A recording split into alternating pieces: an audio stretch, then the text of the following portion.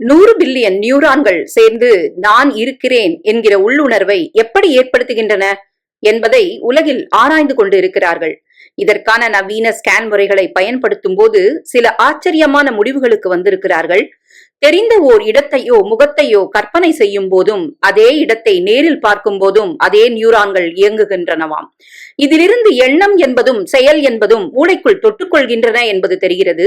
உள்ளுணர்வு என்பது என்ன? நான் என்றால் என்ன? பச்சை நீலம் என்பதெல்லாம் நிறங்கள்.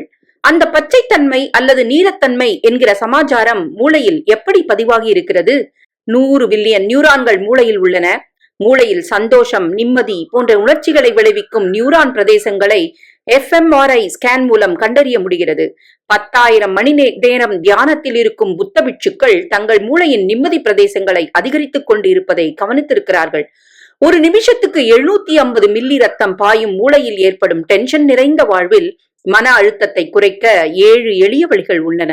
நீண்ட மூச்சு விடுங்கள், விடுமுறையில் செல்லுங்கள், நண்பர்களை அதிகரியுங்கள், தவறாமல் தேக பயிற்சி செய்யுங்கள், பழம் சாப்பிடுங்கள், சீக்கிரம் தூங்குங்கள், பிடித்தமானதை செய்யுங்கள்.